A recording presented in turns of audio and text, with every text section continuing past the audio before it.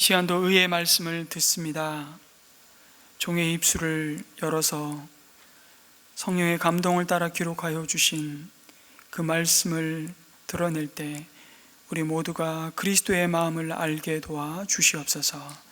하나님, 이 시간에도 참 세상은 악하고 우리는 참 약해서 우리를 머무르게 하신, 우리를 보내신 그 땅끝에서 우리는 때때로 하나님 아버지 주님의 이름 때문에 고난받지만 오늘 그것을 기뻐하고 즐거워하라고 말씀하신 하나님의 뜻이 무엇인지 잘 분별하고 우리를 드신 그곳에서 그리스도의 편지가 되고 그리스도의 향기가 되는 이 믿음의 경주를 정말 싱싱하게 잘 달려갈 수 있도록 도와주시옵소서. 이 시간도 우리의 마음의 생각과 하나님 우리의 뜻을 성령 하나님 붙드시고 지켜주시옵소서. 예수님의 이름으로 기도드립니다. 아멘. 지난 연말에 가깝게 교제하며 함께 참 많은 기도 제목을 나누는 우리 목사님 두 가정과 함께 식사를 하던 자리에서 들었던 이야기입니다. 그 목사님이 섬기는 교회에 여자 청년의 좀 안타까운 얘기였는데요. 그 청년은 소위 말하는 인서울 기독교 여자 사립 명문대학에 입학을 했습니다. 오랜 세월 대학 입시를 준비하고 그 열매를 또 하나님이 주신 또 그 열매를 보면서 얼마나 기뻤겠습니까? 이렇게 대학 생활이 시작이 되었는데 이 학교는 체프를 의무적으로 참석해야만 하는 학교였습니다. 그걸 학점으로 이수해야 졸업이 가능한 그런 학교였는데요. 기대감을 가지고 체프에 참석했는데 청년이 많이 당황했습니다. 체프에 참석한 모든 학생들이 하얀 마스크를 쓰고 그 마스크 위에는 검정 테이프로 X자를 붙여서 우리는 체프를 거부한다. 우리의 종교의 자유를 왜 학교가 억압하냐고 그 시위를 한 학기 내내 했던 겁니다. 그런데 이 자매는 도저히 하나님 앞에 드리는 그 예배를 참석하면서 자기 친구들과 함께 하얀 마스크를 쓰고 검정 테이프를 붙인 그 모습으로 하나님 앞에 예배 드릴 수는 없다는 결단을 하고 자신은 마스크를 쓰지 않고 채플에 참석을 하게 됩니다. 그 이후의 상황은 설명하지 않아도 여러분 잘 짐작하시듯이 왕따를 당하게 되는 겁니다. 너는 뭔데? 참 그런 경험을 통해서 참 많이 상처받고 또 믿음이 흔들리기도 하고 그러면서 그 대학 생활을 굉장히 힘들게 이어가다가 안타깝게도 학교를 더 이상 다닐 수는 없겠다.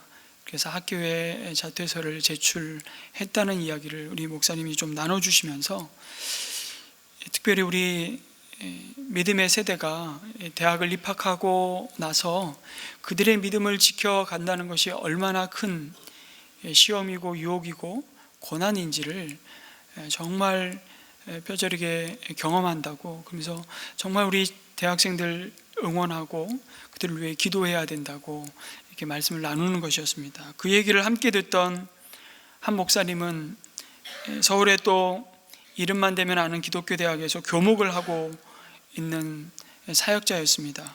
저희가 함께 유학생활을 하면서 가깝게 지내던 관계였는데 이 목사님이 자신도 비슷한 경험을 채플마다 경험한다고, 수천 명의 아이들이 함께 예배드릴 수 있는 공간이 부족하다 보니까 요일별로 나눠서 수백 명씩 채플을 드리는데, 그렇게 아이들과 예배 시작과 함께 이 목사님이 바라보는 것은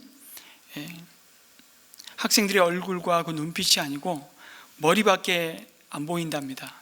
전부 다 예배 시작과 함께 일제히 스마트폰을 꺼내서 머리를 깊게 밑으로 내린 채 그 스마트폰 삼매경에 빠져 들어가는 시간이랍니다. 그래서 한번 얼굴 들어 반응을 보이게 하는 것이 자신의 설교의 목표라고. 근데 한 주간 내내 그런 목양의 대상들과 씨름하다가 가끔씩 주일에 교회에 와서 성도님들에게 설교를 하기 위해 이렇게 단상에 서면 일제히 자신을 쳐다보는 성도님들이 너무 낯설게 느껴진답니다. 눈에 레이저가 뿜어져 나오는 것 같다고. 그래서 오히려 자신이 되게 더 당황스럽다고.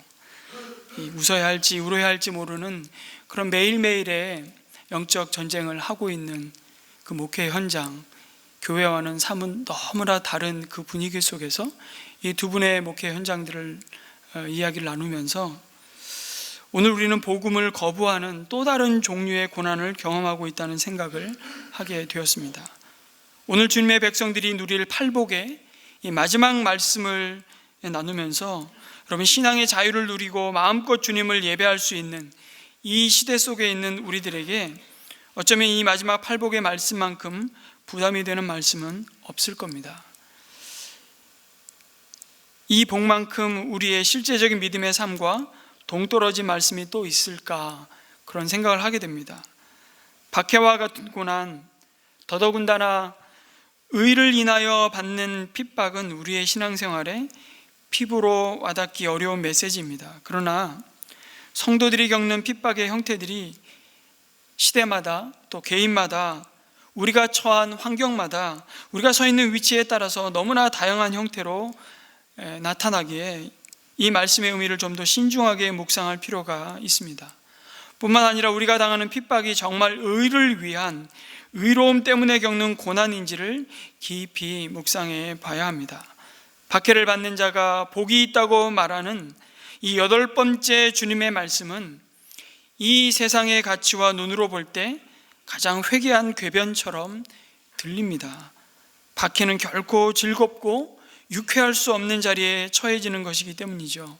박해는 철저히 자신의 선택과 자신의 의지의 통제 바깥에서 자신에게 가해지는 외부로부터 오는 고통이기 때문입니다. 그 핍박이 어떤 형태이든지 간에 그 당사자는 극심한 고통 아래에 놓여 있는 것입니다. 그리고 그것은 일차적으로는 육체의 고통을 가하는 형태로 주어질 가능성이 굉장히 높을 것입니다. 이 말씀을 가장 먼저 주님으로부터 직접 듣고 있는 그의 주님의 제자들과 무리들의 형편을 생각해 보시기 바랍니다. 그들에게 핍박이라는 말의 의미는 결코 낯선 이미지가 아닙니다. 왜냐하면 그들은 로마의 피지배 민족으로 자유를 이미 박탈당하고 로마에 협조하지 않으면 그 몫을 고스란히 고통으로 받고 있는 그 현실, 그 속에서 매일매일을 힘겹게 살아가는 사람들이었기 때문입니다. 그리고 그 일의 가장 고통의 가장 직접적인 대상이 되었던 사람들이 바로 그리스도인이었습니다.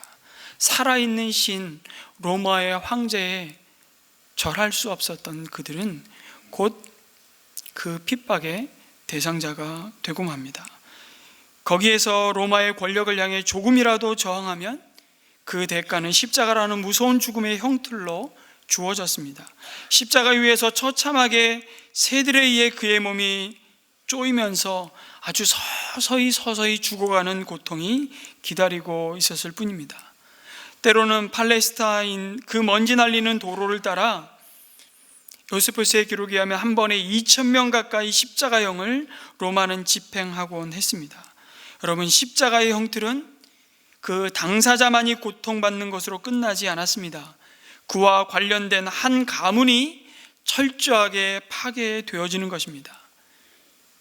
그의 아내 혹은 남편은 십자가 형틀 앞에서 함께 발가 벗겨져 상상할 수 없는 수치 속에 내동댕이 쳐지기도 하였고요.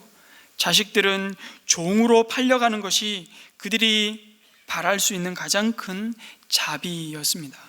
한 인간에게 가해지는 핍박이 육체로든 정신적으로든 영적이든 아니면 관계에서 오는 것이든 어떤 형태이든 그것은 인간의 존엄성과 하나님의 형상으로 지어진 그 사람의 가치를 아주 심각하게 훼손하는 일이었습니다. 그래서 박해를 받은 자를 보면서 복이 있다고 말하는 것은 여러분 대단히 가학적이고요, 잘못하면 주님이 앞서 언급한 모든 복을 거부하게 만들 수 있는 심각한 도전일 수 있습니다. 박해는 그 자체로 마땅히 거부되어야만 하는 모습이고요, 그것은 저주의 자리에 서는 것입니다. 하나님을 믿었던 유대인들도 나무에 달린 자마다 저주를 받은 자라고 조롱했고, 그것은 하나님의 백성이 당할 수 있는 심판이 아니라고 생각했던 것이죠. 그런데 주님이 의를 위하여 박해를 받은 자는 복이 있다고 말씀하십니다. 박해를 받을 자가 아니라 이미 그 박해 가운데 있는 자들이 복이 있다 말씀하시죠. 완료형으로 쓰고 있습니다. 그리고 박해의 자리로 내몰리는 그 이유를 말씀하십니다. 그것이 바로 의라고 말씀하십니다. 의를 위하여 박해받는 것입니다. 여기서 성경에 우리의 번역된 성경에 보면 위하여란 번역을 하고 있는데요, 오역이라고 할 수는 없지만 좀 더 정확히 번역하자면 왜냐하면 이라는 뜻을 갖고 있는 인하여, 이렇게 번역하는 것이 더 정확할 것 같습니다. 인하여, 의로 인하여, 의 때문에 핍박이 주어진다는 것입니다. 그것에 반해 위하여는 어떤 일의 목적을 나타내는 것이죠. 그렇다면 의를 이루기 위하여 혹은 의롭게 되기 위하여 우리는 기꺼이 박해의 자리로, 순교의 자리로 나아가야 하는 것입니까? 그렇지 않습니다. 아니, 그럴 수도 없습니다. 의로우면 그 어떤 공로로 주어지는 것이 아니기 때문입니다. 사실은 반대입니다. 우리가 의로워졌기에 주님이 십자가에서 다 이루신 그 의로움으로 인해 우리는 피할 수 없는 박해 가운데, 고난 가운데 있음을 오늘 말씀해 주고 있습니다. 또한 우리는 종종 우리가 받고 있는 고통이 때로는 징계임에도 불구하고, 다시 말해 내가 잘못한 것 때문에 어려움 당하고 있음에도 불구하고 그것을 핍박으로 왜곡하는 경우도 있습니다. 그것은 착각입니다. 사도 베드로는 우리들에게 이렇게 그래서 충고합니다. 베드로전서 4장 15절 16절 말씀을 한번 보겠습니다. 여러분 가운데 아무도 살인자나 도둑이나 악을 행하는 자나 남의 일을 간섭하는 자로서 고난을 당하는 일이 없도록 하십시오. 그러나 그리스도인으로서 고난을 당하면 부끄러워하지 말고 도리어 그 이름으로 하나님께 영광을 돌리십시오 라고 말씀하십니다. 여러분, 목장 모임을 하다 보면 우리 목자님들 뿐만 아니라 우리 목원들이 참 많이 긴장하는 게 층간 소음의 문제인 것 같아요. 그래서 그 기도 제목을 내는 우리 목장의 목자님들이 참 많은데요, 저도 목장을 할 때 20층에 살면서 19층에 사실은 좀 연세가 있으시고 은퇴하신 어르신 두 분이 사는, 나중에 알고 보니까 이제 결혼을 아직 하지 않은 딸이 한 분 계시더라고요. 근데 이 따님이 작가세요, 작가. 그러니까 얼마나 예민하시겠어요. 근데 목장 모임이 이제 저녁에 우리 이 목장 식구들이 모이면 우리 자녀들이 꽤 많았거든요. 한 10명 가까이 그때 아마 됐던 것 같은데, 한번 뛰기 시작하면 이게 감당이 안 됩니다. 그럼 이제 바로 밑에서 이제 올라오시죠. 초인종이 눌러지는 것과 동시에 아이들이 그냥 쥐죽은 듯이 방으로 그냥 이렇게 막 다 사라지고 없습니다. 그 잠깐 이제 좀 이렇게 체면을 세워주다가 또 내려가시면 언제 그랬냐 하는 듯이 열심히 또 뛰기 시작합니다. 그래서 늘 그게 정말 송구하고 죄송하고. 근데 한 번은 저희 가족들이 학교에 운동회가 있어서 전부 다 우리 자녀들과 함께 나와 있었거든요. 근데 제 스마트폰으로 제가 전화번호를 알려드렸어요. 언제든지 불편하시면 전화하시라고. 정말 제가 조심하겠다고 최대한. 전화가 왔어요. 집에 아무도 없는데 따님이 너무 괴롭다는 거예요. 지금 우리 집에 우리 말고 누가 살고 있나? 당황했습니다. 저희가 지금 학교 운동회가 있어서 저희 자녀들과 다 나와 있습니다. 많이 평소에도 힘드셨는데 아마 다른 집에서 뛰는 것 같습니다. 이랬더니 정상적인 반응은 어떻게 와야 됩니까? 아, 그렇군요. 아유, 미안합니다. 이러고 그냥 끊어야 되잖아요. 근데 이제 뭐라고 말씀하시냐면, 내가 앞뒤 좌우 다 조사해 봤습니다. 뛸 수 있는 집은 그 집밖에 없어요. 딱 이러시더라고요. 아, 지금 정상적인 대화가 안 되는구나. 그리고 그냥 정중히 다시 한번 사과드리고 끊었습니다. 가끔씩 목장 모임이 있는 날 엘리베이터를 우리 목장 식구들이 함께 타고 올라오다가 아마 권사님이셨던 것 같아요. 이 권사님으로부터 우리 목장의 아이들이 꾸지람을 받기도 합니다. 이렇게. 여러분, 그게 의 때문에, 그리스도 때문에 고난받는 것입니까? 아닙니다. 이것을 어떻게 볼 것인가요? 싹싹 빌어야죠. 그리고 겸손히 이해를 구해야 하는 문제지, 그것은 의 때문에 고난받는 게 아니에요. 사사로운 일상에서 우리는 잘 분별해야 됩니다. 의 때문에 고난받는 것이 무엇인지, 또한 그 의가 참된 의가 되신 주님 때문인지, 아니면 자신의 의와 영광 때문인지 우리의 동기를 잘 들여다 보아야 합니다. 그래야만 우리는 조금 주의 일을 해놓고서 그 신앙의 영웅주의의 유혹으로부터 실족치 않게 됩니다. 우리의 믿음을 지킬 수 있는 것입니다. 성경은 거듭거듭 하나님이 우리의 의 자체가 되신다고 말씀합니다. 예수 그리스도가 우리의 의로움이 되어 주셨다고 말씀합니다. 그래서 본문에서 의를 위하여 핍박을 받는 자라는 말을 11절에서는 어떻게 받고 있죠? 나를 인하여 너희를 욕하고 핍박하고 거짓으로 너희를 거스려 모든 악한 말을 할 때에는 너희에게 복이 있다고 말씀하십니다. 여기서 의라는 것은 그냥 추상적인 의로움, 사회의 공의, 그런 것을 가리키기 이전에 그리스도 예수 자신이라는 사실을 명백히 알 수 있습니다. 우리는 예수를 믿는 순간 그리스도와 함께 연합되었습니다. 이제 나는 그리스도와 같이 생각하는 자이고 그리스도와 함께 행동합니다. 주님과 함께 일하죠. 주님과 함께 우리는 매일매일 일상에 많은 선택과 결정을 내립니다. 그분과 함께 살아갑니다. 그분의 가치가 나의 가치가 되고 주님의 길이 나의 길이 되는 것입니다. 내가 예수님께 속해 있기 때문에, 그리고 나는 그분의 가치관을 따라 살기 때문에 이 땅에서 직면해야 하는 고통과 핍박이 있다고 말씀하십니다.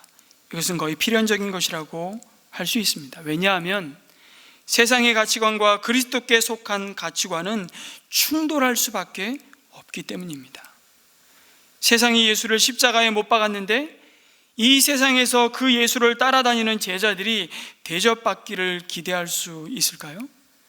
내가 잘못한 일이 없더라도 그리스도를 미워하고 냉대하던 이 세상은 자연히 그리스도께 속한 나를 미워할 수밖에 없습니다. 그러나 예수님의 12제자들 역시 주님의 십자가 지심 앞에 그 진리를 받아들일 수가 없었습니다. 그들은 마지막 주님이 예루살렘을 향해 걸어가시는 그 앞에서조차 누가 더 크냐, 네가 더 크냐, 내가 더 크냐, 그리고 엄청난 엄마의 치맛바람이 몰아닥쳤습니다. 주님이 예루살렘에 가셔서 왕자에 앉으시거든 내 이 두 아들, 하나는 주님의 우편에, 하나는 주의 좌편에 앉혀주십시오. 그 말을 듣고 다른 제자들이 그 제자들을 향해 어떻게 했다고요? 죽일 듯이 쳐다보면서 다투었다고 성경이 기록하고 있습니다. 서로 다투며 서로를 못 잡아먹어서 안달이 났습니다. 결코 낯선 풍경이 아닙니다. 이것이 그리스도와 함께 죽고 그리스도와 함께 살지 못한 자들의 모습이기 때문입니다. 요한복음 15장에서 주님은 이런 제자들의 모습을 내다보시며 이미 예방주사를 놓는 말씀을 하십니다. 요한복음 15장 18절에서 19절 말씀이 이렇습니다. 세상이 너희를 미워하거든 세상이 너희보다 먼저 나를 미워하였다는 것을 알아라. 너희가 세상에 속하여 있다면 세상이 너희를 자기 것으로 여겨 사랑할 것이다. 이게 무슨 말입니까? 이 사람이 자기 편인 줄 알기 때문에 안 건드린다는 겁니다. 시비 안 건다는 겁니다.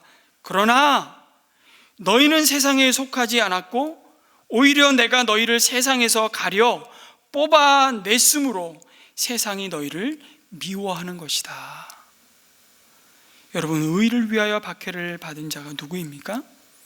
그는 그리스도를 따르는 자입니다. 그는 주님의 팬이 아니라 주님의 제자입니다. 어느 목사님이 한 교회에 초빙을 받아서 말씀을 전하고 난 다음에 그 교회 성도님에게 요청받은 경험을, 한 가지 요청을 받았는데 그 경험을 이야기합니다. 집회가 끝나고 한 남자가 본인을 찾아와서 딸이 신앙이 없는 남자와 결혼하고 싶다고 해서 참 걱정이라고 말했습니다. 그런 목사님이 자신의 사윗감을 만나보기를 원했습니다. 이런 경우 참 난감합니다. 자기가 지금 섬기는 교회 담임 목사님이 있는데 강사로 온 목사님 보고 지금 신앙이 상담하고 있는 거잖아요.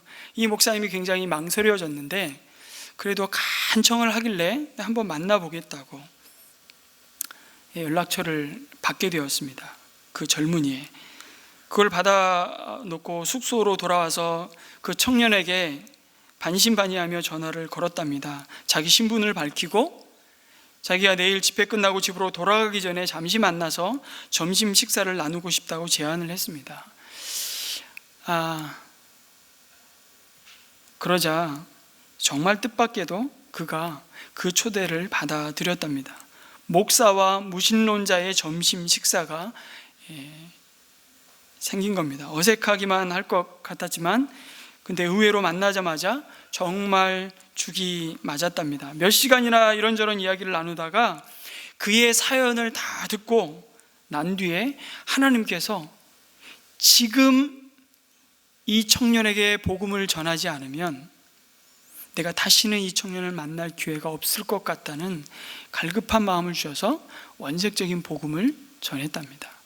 감사하게도 점심 식사를 마치고 함께 기도한 뒤에 복음을 전한 그 복음을 이 청년이 받아들이고 회개하고 예수님을 하나님의 아들로 고백했습니다. 목사님이 그에게 핸드폰 번호를 알려준 뒤에 그 지역에 아는 목사를 소개시켜 주었습니다. 적시에 정말 우리의 발걸음을 교차시키신 이 하나님의 섭리가 참 놀랍다라는 고백을 하면서 약 6개월 뒤에 소개시켜준 목사님을 통해 청년의 믿음이 정말 쑥쑥 잘 자라고 있다는 더 반가운 소식을 듣게 되었습니다. 그 뒤로 1년 넘게 소식이 없다가 어느 날 핸드폰이 울려서 받아보니까 그 청년이었습니다. 이미 결혼을 했고 8개월째 행복한 결혼 생활을 이어가고 있는데 요즘 장인어른과 너무 자주 부딪혀서 걱정이라고 또 신앙 상담을 이 청년이 해온 것입니다. 장인은 자꾸만 그에게 믿음의 속도를 늦추라고 권했습니다. 장인은 사위가 빨리 돈을 모아 집을 살 생각은 하지 않고 11조부터 내는 것이 못마땅했던 것입니다. 주일에 교회에 나가기 위해 일을 쉬는 것도 마음에 들지 않았습니다. 그러면서 이렇게 자꾸 말하는 것입니다. 교회에 다니는 건 좋지만 광신은 예수님의 뜻이 아니라네. 참 그럴싸한 말처럼 들리죠. 그러면서 이 청년의 급행열차처럼 달려가는 이 청년의 믿음을 캄다운 시키려고 막 장인어른이 설득하는 겁니다. 여러분, 무슨 얘기입니까? 예수님을 따르는 건 좋지만 십자가는 그만 내려놓는 게 어떤가, 그 얘기를 하고 있는 것이었습니다. 제자인가 팬인가, 저자 카일 아이들먼 목사님의 이야기입니다. 예수 믿는데 지나친 것이 어디 있겠습니까? 열심히 못하는 것이 죄송할 뿐이죠. 결코 우리의 헌신이나 사랑의 기준을 내려뜨리지 마십시오. 주님을 위해 사는 데는 최선이 없습니다. 항상 부족한 것이 주님을 위한 삶입니다. 되갚을 수 없는 그 사랑의 빚진 자이고 우리는 그 은혜의 빚진 자이기 때문에 그렇습니다. 그래서 적당히 예수 믿고 있는 것을 오히려 주님은 회개하라고 말씀합니다. 요한계시록의 초대교회 7교회를 향해서 주신 말씀 기억하십니까?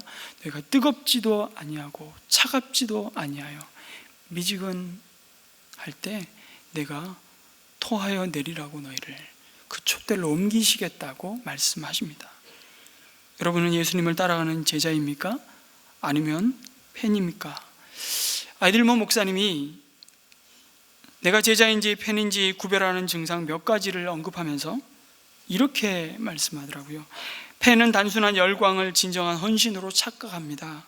예수님에 관한 지식을 그분과 깊은 친밀함으로 오해한다고, 행동하지 않고 말로만 때우려고 한다고 지적합니다. 팬은 자기 삶을 조금도 희생하지 않은 채 예수님을 따르기 원한다고. 이런 모습의 한 인물이 성경에 등장합니다. 요한복음의 3장에 보면 니고데모라는 사람의 모습이 등장하는데 전형적인 팬의 모습입니다. 여러분, 니고데모가 어떤 사람입니까? 그 시대 그 사회에 가장 존경받는 사람이었습니다. 산헤드린 공의회의 회원이었고, 굳이 예수님을 찾아오지 않아도 얼마든지 그 사회 속에서 인정받고 대접받는 사람이었습니다. 그런데 이 니고데모가 예수님을 언제 찾아오죠? 한밤중에 찾아옵니다. 왜 그랬을까요? 지금까지 자기가 쌓아왔던 지위와 사람들로부터의 존경과 우정과 가족과의 관계를 희생할 마음이 조금도 없기 때문에, 그러나 이 예수님이라는 이 인물에 대해서 너무 궁금한 거예요. 그의 가르침이 어떤 바리새인들의 가르침과도 다르다는 것을 니고데모는 이미 알고 있었어요. 그래서 예수님과 대화를 이어가다가 예수님이 그렇게 말씀하시죠.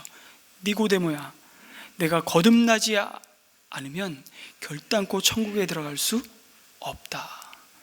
니고데모가 엉뚱하게 그 예수님의 말씀에 반응하죠. 아니, 다시 태어난다고요? 그럼 내가 어머니 뱃속에 태중에 다시 들어갔다 나와야 됩니까?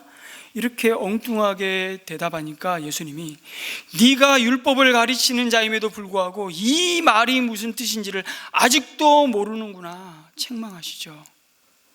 그리고 니고데모는 그 책망이 기분 나빠서 그런지 그냥 그 대화가 어떻게 이어졌다는 기록이 없어요. 그리고 그냥 니고데모는 사라집니다. 근데 요한복음 7장에 보면 다시 니고데모가 등장을 해요. 어떤 맥락에서요? 바리새인들과 대제사장이 자기 수하의 졸개들을 보내서 예수님을 죽이고자 했습니다. 그런데 정작 보낸 그 수하의 부하들이 대제사장과 바리새인들에게 돌아와서 예수님의 가르침은 그 어떤 가르침과도 다른 것 같습니다 라고 보고를 합니다. 그러니까 완전히 불난데 휘발유를 끼얹은 거예요. 그러니까 갈릴리에서 무슨 선한 것이 날 수 있냐고, 선지자가 어떻게 갈릴리에서 나올 수 있냐고 막 호통을 치는데 니고데모가 거기에 등장을 합니다. 뭐라고 얘기하냐면 당신들은 그의 가르침과 행위를 보지 않고 판단하느뇨? 라고 말을 합니다. 그랬더니 같은 공의회 회원들이기도 했던 그 동료들이 니고데모를 잡아먹을 듯이 이렇게 말합니다. 너도 갈릴리 사람이냐? 라고요. 니고데모가 이 말에 충격받고 또 그 변호하려고 했던 것은 아닌데 예수님을 만났던 경험이 있잖아요. 그 말을 듣는 순간 깨갱하고 침묵합니다. 그리고 니고데모는 또 사라집니다. 그리고 어디에 등장하죠? 마지막으로 요한복음 19장에 가면 니고데모가 등장을 합니다. 어떤 장면에서요? 아리마대 요셉과 함께 예수님의 장례를 진행하기 위해서 예물을 가지고 예수님의 시체를 내어달라고 하고 모든 사람 앞에서 그의 믿음을 커밍아웃하게 됩니다. 니고데모가 비로소 예수님을 향한 놀라운 사랑과 헌신을 드러냈습니다. 어두운 밤에 말로만 표현되었던 그 믿음이 전적으로 새로운 차원으로 변화되었음을 보여주십니다. 니고데모는 더 이상 숨어있는 팬으로 살 수가 없었던 것입니다. 그는 이제 제자로 거듭난 것입니다. 이것으로 니고데모에 관한 성경의 기록은 끝나지만 기독교 전생에 의하면 그는 1세기 어느 날 순교한 것으로 전해집니다. 어둠 속에서만 예수님을 믿어왔던 이제 예수님은 당신을 빛 가운데로 초대하고 계시는 그 초대 앞에 믿음으로 반응하는 것입니다. 당당히 드러내고서 그분을 따르는 자리로 부른 그 부르심 앞에 순종하고 있는 것입니다. 세상 속에서 나는 그리스도를 따르는 제자임을 커밍아웃하라고 주님은 이 니고데모의 모습을 우리 가운데 보여주고 있습니다. 여러분은 팬입니까? 제자입니까? 그것을 알 수 있는 진단 질문 여러 가지를 아이들먼 목사님이 그 책에 기록하고 있는데 저는 이 진단 질문이 딱 눈에 들어오더라고요. 예수님은 여러 애인 중에 한 명인가요? 아니면 당신에게 하나뿐인 애인인가요? 우리는 예수님을 우리의 신랑이라고 고백합니다. 신랑 대신 예수님의 우리는 신부라고 이야기하죠. 예수님의 사랑을 빼앗는 것들을 정리하라고 말씀하십니다. 예수님, 당신을 사랑합니다. 당신께 헌신하겠습니다. 단 저를 구속하지는 마세요. 이런 엉터리, 양다리를 걸친 바람둥이를 예수님은 원치 않으신다고 말씀하고 있습니다. 오늘 글을 읽다가 여자의 본능, 남자의 진심이라는 글을 읽게 되었습니다. 하와가 언제나 아담의 사랑을 확인하려고 했습니다. 아담, 당신 나 사랑해? 아담이 대답합니다. 그럼 사랑하고 말고. 잠시 후에 하와가 다시 다가왔습니다. 아담, 나 진짜 나 사랑해? 당연히 사랑하지. 얼마 있지 않아 또 아담에게 하와는 묻습니다. 당신 나 정말 사랑하는 거 맞아? 아담이 드디어 화를 내며 대답합니다. 그럼 너 말고 여기에 또 누가 있냐? 반쪽짜리 마음으로 예수님을 따르는 것은 불가능합니다. 예수님은 오직 전심으로 쏟는 그 관계를 원하시고 그것을 어떻게 알 수 있냐고. 여러분, 무엇을 위해 저와 여러분에게 허락하신 그 시간과 물질을 사용하는지를 잘 점검해 보라고 말씀하십니다. 우리는 그 시간과 그 물질을 영원히 이 땅에서 쓸 자처럼 사는 자인지, 아니면 잠시 우리에게 맡겨주신 것을 주님의 때에 주님의 방법으로 사용하고자 하는 청지기인지 잘 판단해 보라는 것입니다. 그러면서 힘들 때 어디에서 위로를 얻는가라고 묻습니다. 삶이 고달플 때 누구에게, 무엇에 의지하고 있습니까? 부모와 배우자 혹은 냉장고에 정말 가득 쌓아오는 먹을거리가, 아니면 시름을 잇고자 일에 파묻히는 것으로 여러분 위로를 받고 있습니까? 이 모든 것이 예수님의 경쟁 상대가 될 수 있습니다. 가족과 친구에게서 위로를 얻는 것 자체는 아무런 문제가 없습니다. 하나님은 원래 우리를 서로 위로하는 존재로 창조하셨기 때문입니다. 문제는 그들이 예수님을 대신하고 있다는 것입니다. 사람이 다급한 처지에 놓이면 진정으로 믿는 대상이 비로소 드러나기 마련입니다. 위기가 닥쳤을 때 예수님이 아닌 다른 사람과 물건 앞으로 먼저 달려가는가? 그렇다면 당시 진정으로 좇는 대상은 예수님이 아니라고 말씀합니다. 인생의 쓴맛에 괴로웠던 순간을 떠올려 보시기 바랍니다. 그것이 실직의 순간이었습니까? 소중한 관계가 깨졌을 때였습니까? 내 기대가 무참히 무너졌을 때였습니까? 그때 여러분은 누구에게 달려가셨습니까? 그 답을 보면 저와 여러분이 진심으로 따르는 대상을 확인할 수 있다는 것입니다. 어느 때 여러분 가장 화가 나거나 짜증이 나십니까? 언제 불같이 화를 내는지를 보면 무엇을 가장 소중하게 여기는지를 나는 알 수 있게 된다는 것입니다. 반대로 어느 때 여러분 가장 신이 나십니까? 우리를 실망시키는 대상 못지않게 우리를 흥분시키는 대상도 우리의 단 하나밖에 없는 신랑 되신 예수님의 경쟁 상대일 수 있다는 것입니다. 때로는 스포츠가, 때로는 우리의 취미가, 우리의 일이, 우리의 외모가, 이 모두가 하나님으로부터 우리의 마음을 훔쳐가는 주범이 될 수 있습니다. 우리를 여전히 그냥 예수님을 보면 그때는 좋은, 예배 가운데는 너무 좋은, 흥분하는, 춤추는 팬처럼 말입니다. 마지막에 진단 질문을 이렇게 아이들만 목사님 전합니다. 자기 힘을 믿는 팬인가?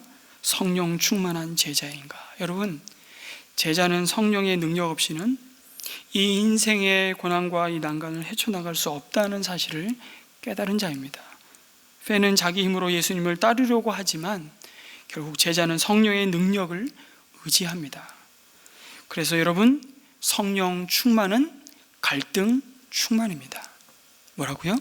성령 충만은 갈등 충만입니다. 갈등을 거두어 가시는 게 아니고요. 그래서 만약 어떤 그리스도인이 이 세상을 살면서 나는 아무런 어려움과 갈등이 없어 그렇게 살아간다면 그는 문제가 있는 그리스도인입니다. 내가 세상 사람들의 비율을 적당히 맞추면서 내 가치관과 삶의 표준을 조절하며 살았기 때문에 세상은 나를 환영했을 것입니다. 건드릴 필요가 없다는 거지. 아까 요한복음 15장에 있는 말씀처럼 이건 내 편이야, 얘는 내 편. 그리스도에 속한 가치관은 충돌을 일으킬 수밖에 없습니다. 아니, 방금 전까지 화평케 하는 자는 복이 있다고 말씀하셔놓고 다른 이야기를 하시는 것 같습니다. 그렇지 않습니다. 주님이 말씀하신 화평은 진리와 정의를 상실한 화평을 의미하는 것이 아니기 때문입니다. 그것은 진리에 근거한 화평이었습니다. 그래서 그리스도를 계속 거절한 세상, 그리고 그리스도를 박해하는 이 세상의 한복판에 서야 하는 그 제자들을 향해서 때로 화평을 강조하면서 주님은 이렇게 말씀하셨습니다. 마태복음 10장 34절 말씀입니다. 우리 같이 한번 읽었으면 좋겠습니다. 시작. 너희는 내가 세상에 평화를 주려고 온 줄로 생각하지 말아라. 평화가 아니라 칼을 주려고 왔다. 섬뜩한 말씀입니다. 사실은 주님의 화평은 타협을 전제로 적당히 누릴 수 있는 화평이 아니었다는 것입니다. 빛으로 이 세상에 오신 예수님, 그러나 여전히 어두운 세상은 빛으로 나오기를 거부했습니다. 빛이 어두움에 비추되 어두움이 빛을 싫어했기 때문입니다. 그리스도인들은 여러분, 빛이신 예수님을 반사하는 작은 빛입니다. 작은 예수로 우리는 오늘도 살아갑니다. 우리는 태양이 아니에요. 달입니다. 달이 빛을 내는 것은 스스로 빛이기 때문이 아니라 태양이신 예수님의 빛을 반사하듯이 우리도 그렇게 그 빛을 반사하고 있는 자들입니다. 그 빛이 비추었을 때 어둠이 그 빛을 싫어했다고 말합니다. 왜요? 자신의 어둠이 드러나니까요. 폭로되니까요. 그래서 불편한 겁니다. 그리스도인들이 모인 자리에, 우리 모인 자리에 그리스도인이 있다는 것 자체가 굉장히 거북하고 불편할 수 있습니다. 제가 예전 직장 생활할 때 참 술자리 가면 얘는 왜 따라왔나 이런 표정으로 보는 상사들 참 많이 경험했습니다. 왜 안주만 축내나 얘는, 내가 주는 잔도 받지 않으면서. 네, 그럴 때 이제 지혜가 있습니다. 안주를 축내지만 안주 삼을 수 있도록 열심히 옆에서 이렇게 말로 위로하고 격려하고 집에까지 모셔다 드리고 태워주고, 이 섬김을 피하지 않고 그 자리에 버티고 함께 그 길을 가는 겁니다. 이 빛이 있는 곳에 피할 수 없이 나타나는 현상 하나가 있습니다. 말씀드린 대로 그것은 어둠을 폭로한다는 사실입니다. 빛과 어둠은 함께 할 수 없기 때문입니다. 어둠의 세상은 본능적으로 빛을 거부하고 빛을 추방합니다. 그래서 우리가 주님 편에 서기를 원할 때, 그리고 그리스도께 속한 가치관을 따라서 내 삶의 장에서 나를 부르신 그곳에서 살고자 할 때 피할 수 없이 우리가 받아야 하는 냉대가 있습니다. 그렇다면 어떻게 하라고요? 기뻐하십시오. 이것은 내가 그리스도께 속해 있다는 사실을 나타내고 드러내는 삶의 표시이기 때문입니다. 그러다가 이 세상에서 잊혀진 존재가 될까 두렵습니다. 끝내 실패한 사람처럼 보이고 바보 같은 사람 취급받는 자리에 서게 될지도 모릅니다.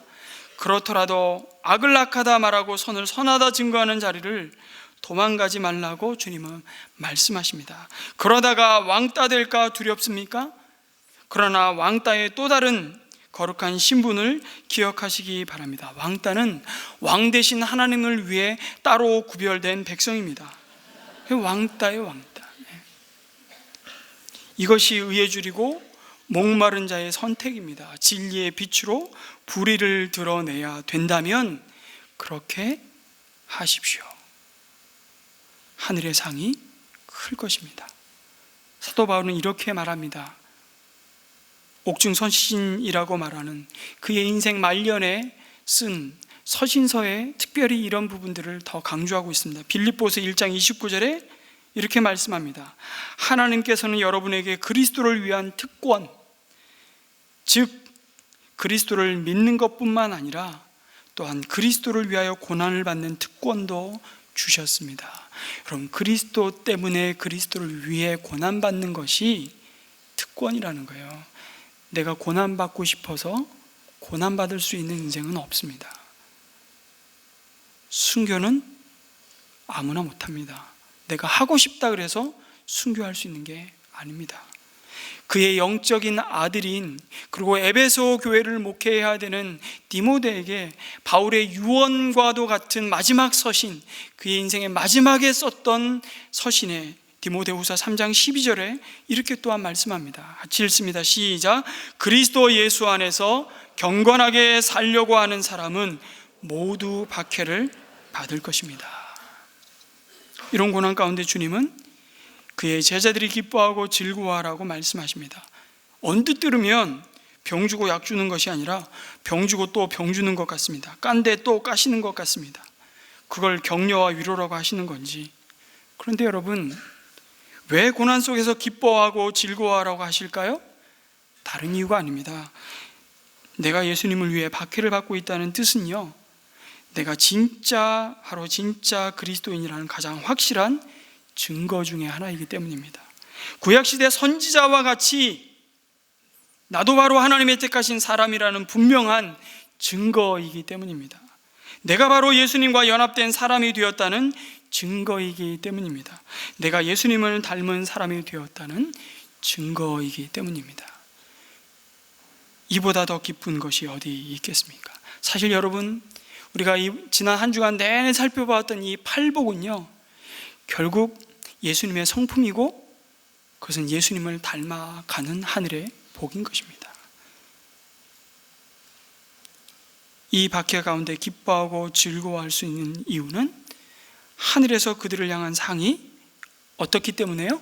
크기 때문이라고 말씀합니다. 그리스도와 더불어 고난을 받는 것은 곧 그리스도와 더불어 영광을 받는 자라는 증거입니다. 그래서 로마서 8장 18절에 이렇게 말씀하죠. 현재의 고난과 장차 받을 영광은 비교의 대상이 되지 않는다고 바울은 고백하고 있습니다. 주님은 너희의 상이 하늘에서 크다고 선포합니다. 이 약속이 당장에 무슨 위로가 되냐고요? 이것이 위로가 되지 않는다면 저를 비롯해서 이 자리에 있는 우리 모두는 심각하게 예수님을 따르는 제자인지를 다시 점검해야 합니다. 여러분, 이 생의 삶이 전부이고 현재의 삶뿐이라고 한다면 의를 위해 박해를 받을 필요가 어디 있겠습니까?